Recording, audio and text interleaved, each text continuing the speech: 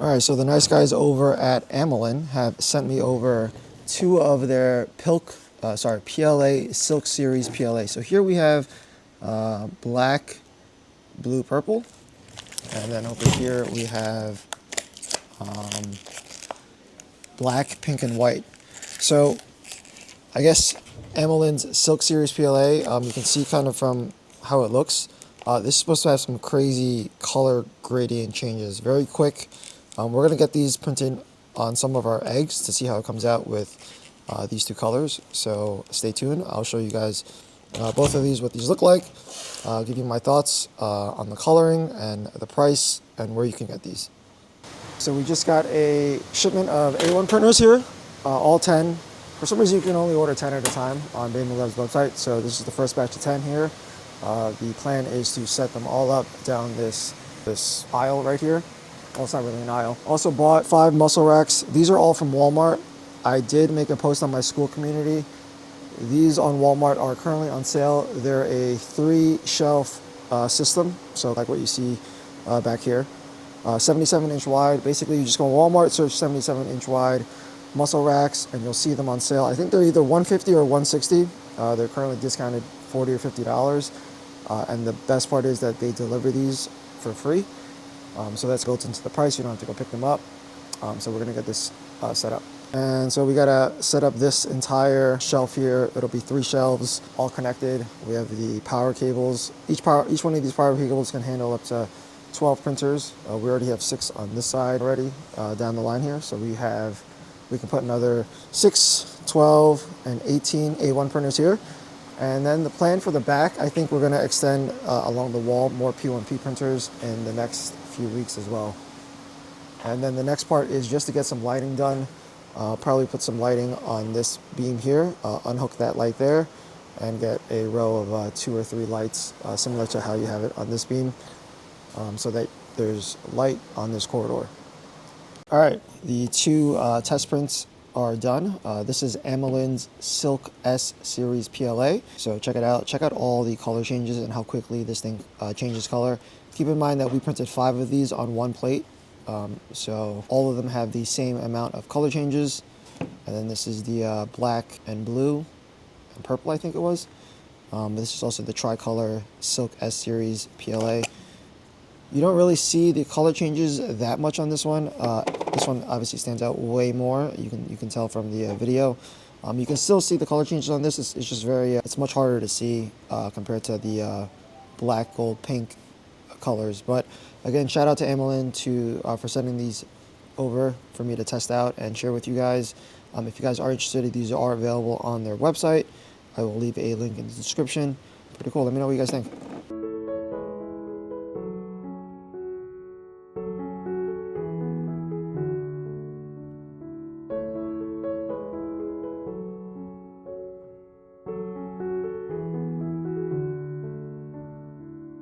All right, we got 2 A1 printers here, fully assembled.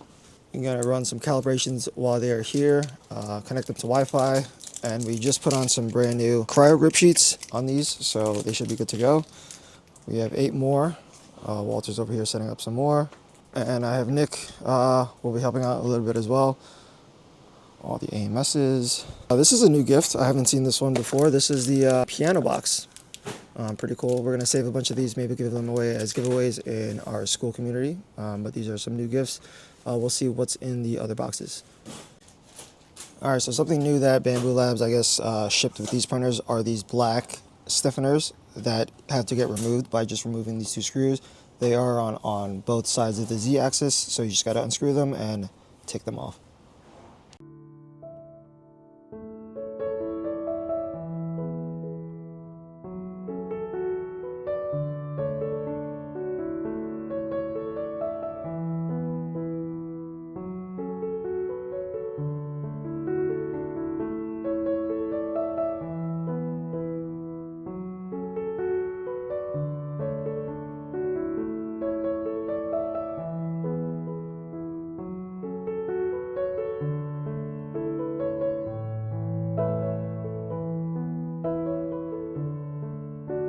All right, this is the situation with our dumpster.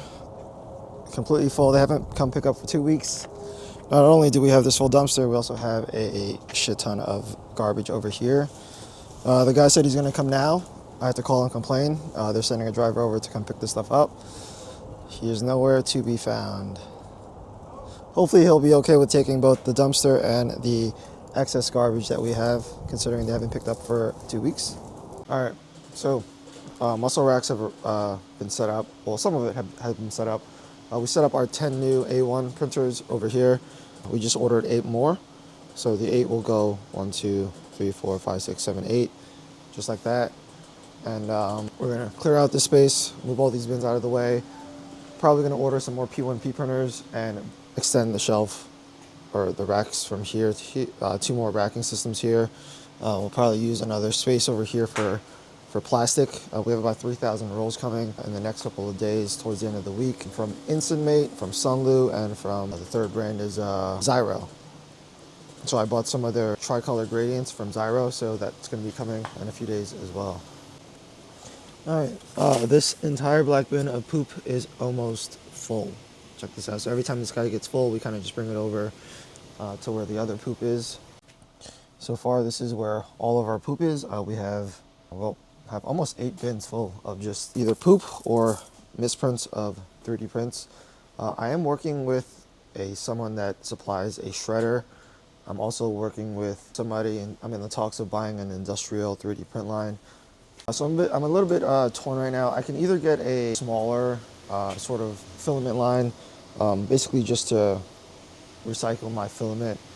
Those smaller lines can probably do around 3 to 4 rolls per hour, 3 to 5, I guess, if you're good at it and you have somebody that does it full time. Or I can do an industrial 3D print filament line that can do about 20 to 25 rolls an hour. Now that's obviously a lot.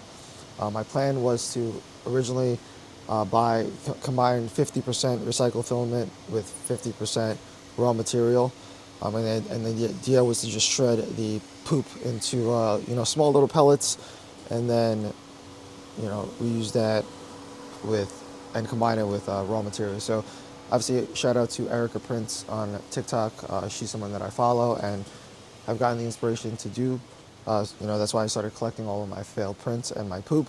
My dilemma now is whether or not to get a small extrusion line or a big extrusion line. I will have the space, obviously. I have the electrical set up already. I have a 480 volt, 60 hertz, 3-phase in this space. So I'm just debating on whether or not I should get a small line or a big line. The big line, the cost of a bigger extrusion line is about $25,000 plus the shredder, which is about an additional $2,000.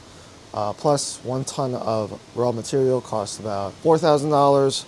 So it adds up quite quickly, but at the end of the day, if you were to do the calculations, right, 1 roll of PLA, solid color PLA, would cost, in terms of just using the raw material, I'm not counting like labor, electrical costs, the cost of the machine, it costs about $4 if I were to manufacture it myself.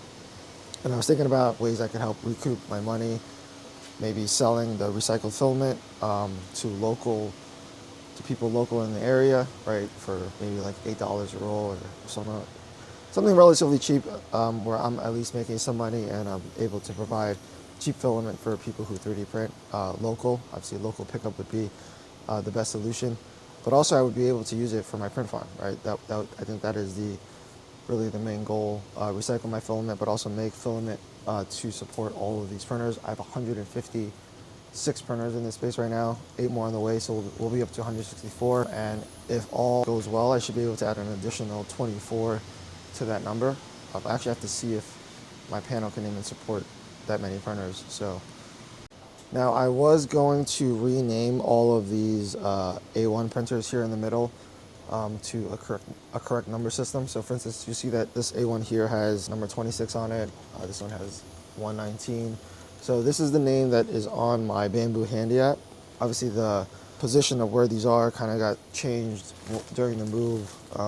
Ideally this would be 1, this would be 2, 3, 4, 5, 6, and so on. I was gonna go and change this myself, but I think I'm just gonna leave it. The naming convention really only matters, I guess, if we're doing like maintenance to know which printers are exactly where. But in terms of like what we're printing, we print mostly to the SD cards anyway. So it's not that big of a deal to have weird naming conventions. Down the line, if it becomes an issue, then of course we will change the naming if we need to. But for now, we're just going to leave it. We have this entire middle space empty right now, and this will be for Filament. This is all empty boxes. We'll probably move to the front as well, just to get rid of the space, those boxes here. And this is Evan's workstation he set up over here by the print farm, right here. He's got his nice monitor.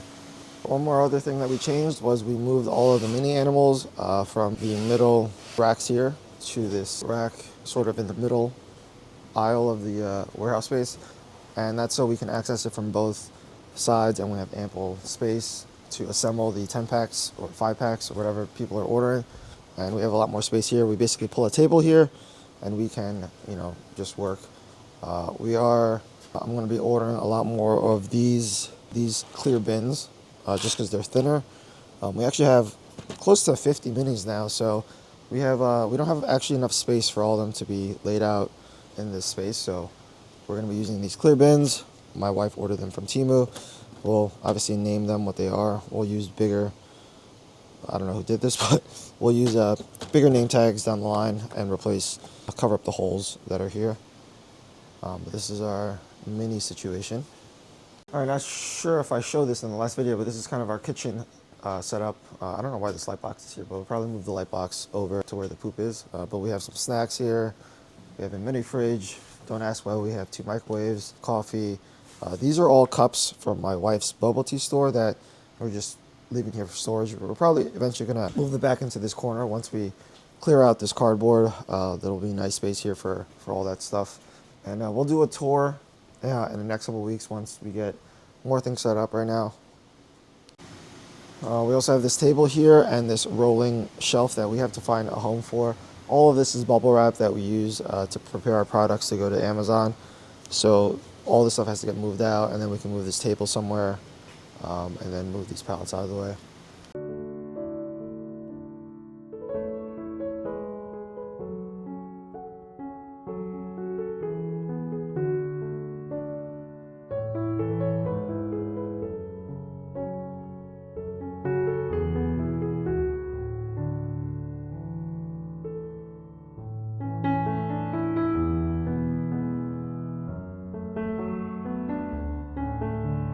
All right, so now that the sort of craziness of Valentine's Day has ended, we sold close to 3,000 of these trash animals in the past 4 weeks, and we basically had to transition all of our printers over to printing these trash animals and the containers.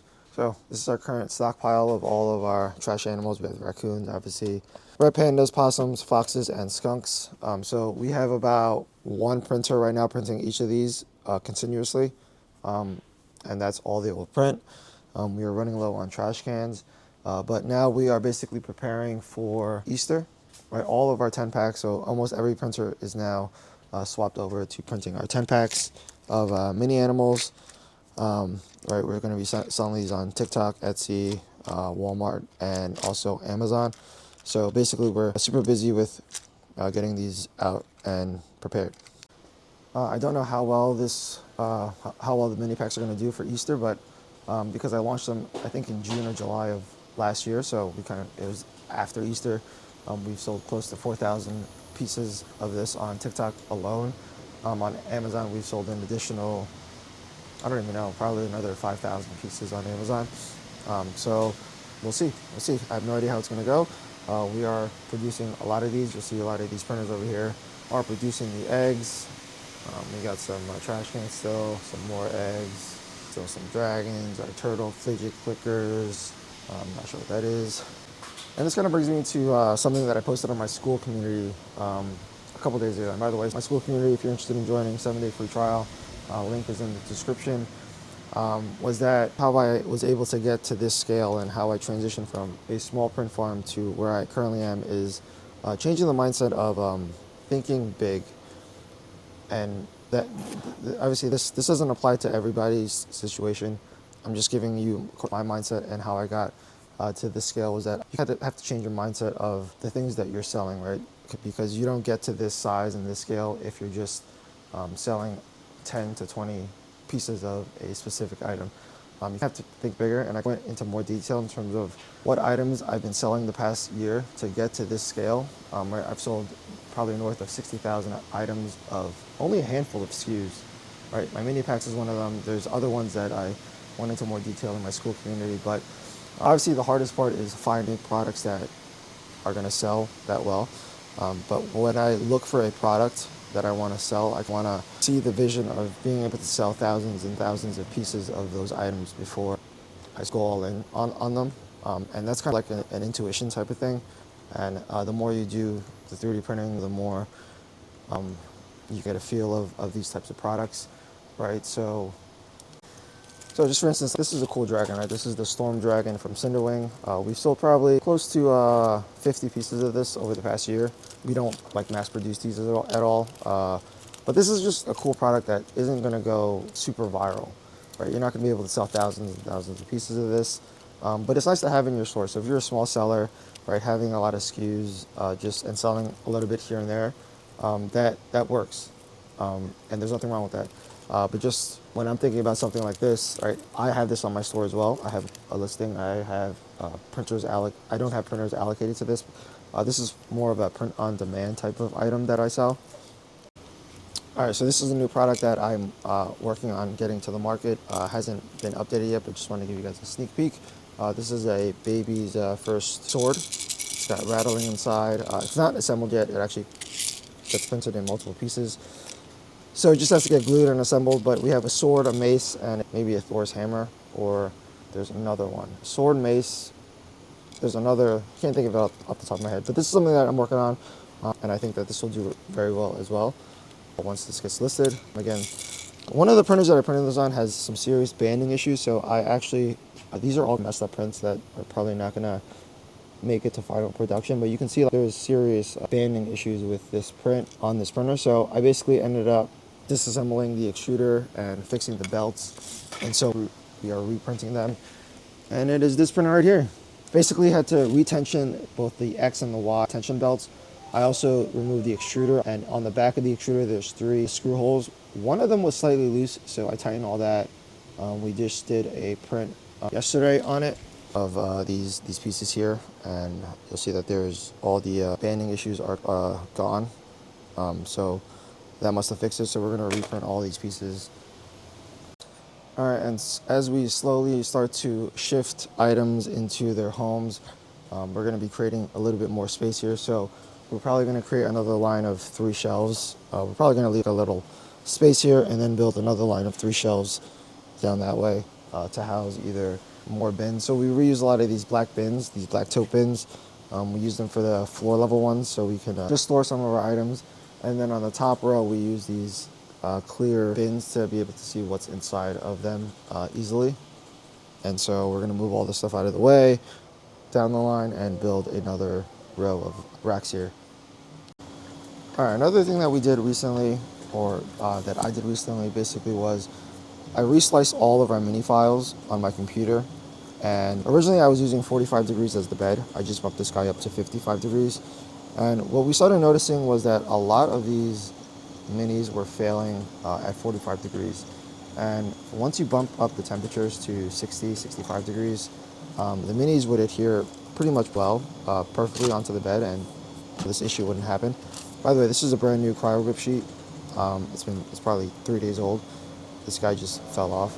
Also, what I did was I reorganized all the minis so that there's really not that many that are towards the edge. So for instance, I got rid of this entire line, and it's more in the center of the build plate. And I bumped all the temperatures up to 60 degrees. And that should fix, for the most part, all of the adhesion issues.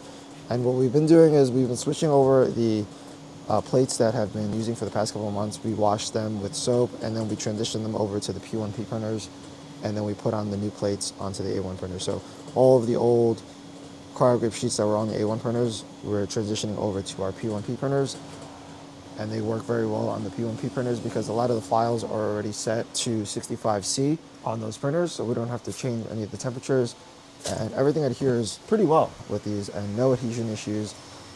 I actually ran a couple of these through the dishwasher. You'll see that some of these have these hard water stains. I ran them through the dishwasher, and they've been adhering very well. So I just ordered 20 more of the Frostbite I believe it's Frostbite, the blue ones from Big Q. These guys. Pro tip, you can also find these on Temu for like 18 bucks. So they're $5 cheaper than what you'll get on Big Q's website. All right, that's gonna wrap it up for today's video. Nothing too crazy. We're gonna have, like I said, a lot more plastic coming in the next couple of days. I'll do a full video on those. Maybe I'll break down the pricing that I paid for each of those and give people an example of how much I'm paying for plastic. Even though I've done a previous video on that, but I'll go into more detail when the plastic comes in, because that is obviously always a big topic of discussion. Where to get your plastic, how to source it, what brands you can trust, things like that, lead times.